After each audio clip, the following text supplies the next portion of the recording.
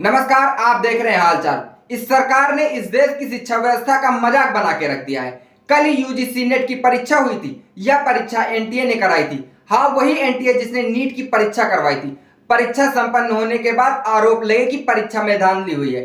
अब UGC net की परीक्षा रद्द कर दी गई है और सीबीआई को जांच के आदेश दे दिए गए हैं। एक बात समझ नहीं आ रहा कि जिस सरकार ने वॉर रुकवा दी थी पापा, वो सरकार पेपर लीक क्यों नहीं रुकवा पा रही। इस मामले में अखिलेश यादव ने बहुत गहरी बात बोली है और बहुत बड़ा खुलासा किया है, जो आप सभी को सुनना और जानना जरूर चाहिए ताकि आपको समझ में आ सके कि देश में चल क्या रहा है। अब अखिलेश यादव ने खुले तौर पे कह दिया है, अब गड़बड़ी की खबर के बाद यूजीसी नेट की परीक्षा भी रद्द कर दी गई है। भाजपा के राज में पेपर माफिया एक के बाद एक हर एक एग्जाम में धांधली कर रहा है। ये देश के खिलाफ किसी की बड़ी साजिश भी हो सकती है। अब आप गहरी बात समझिए। पुलिस भर्ती की परीक्षा का पेपर लीक होगा तो कानून व्यवस्था नहीं सुधरेगी, जिससे देश प्रदेश में अशांति और अस्थिरता बनी रहेगी।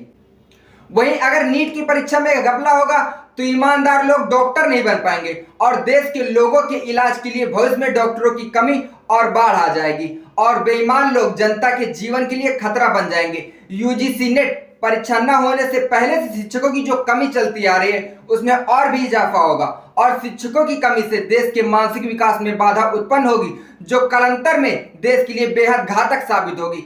इन सब से प्रशासन के साथ साथ और स्वास्थ्य शिक्षा व्यवस्था चौपट हो जाएगी। ये हमारे देश के प्रशासन व देश के मानव संसाधन के विरुद्ध कोई बहुत बड़ा षड्यंत्र भी हो सकता है, जिसके दूरगामी नकारात्मक परिणाम निकलेंगे। इसलिए कोर्ट की निगरानी में इसकी कठोर जांच हो और दोषियों को कठोरतम सजा दी जाए और कोई भी अपराधी छोड़ा ना जाए, फिर वो चाहे कितना भी बड़ा क्यों ना हो या फिर उसके सर पर सत्ता का ही हाथ क्यों ना हो। लोग कह रहे हैं कि जो भ्रष्ट लोग कोरोना के वैक्सीन में चुनावी चंदे के नाम पर पीछे से करोड़ों खा सकते हैं, वो भला परीक्षा प्रणाली को क्या छोड़ेंगे।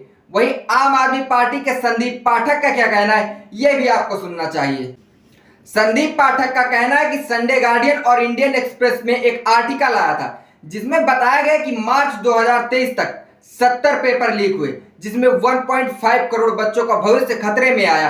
गुजरात इसका गढ़ बन गया है। गुजरात में पिछले 11 साल में 11 पेपर लीक हुए। 2015 से आज तक गुजरात में एक भी पेपर बिना लीक हुए नहीं हुआ। जहां जहां भाजपा की सरकार है, ये धंधा वहां वहां फल फूल रहा है। आखिरकार भाजपा सरकार में ऐसा कौन सा पेपर बचा है जो लीक नहीं हो रहा। नेट से लेकर नीट तक, यूपी पुलिस से लेकर यूपीएसआई तक, वीडियो से लेकर आरओ तक, इस सरकार में ऐसी कोई परीक्षा नहीं जो लीक ना हुई।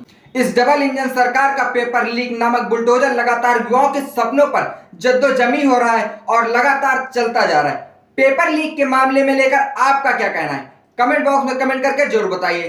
देखते रहिए हालचाल। जय हिंद।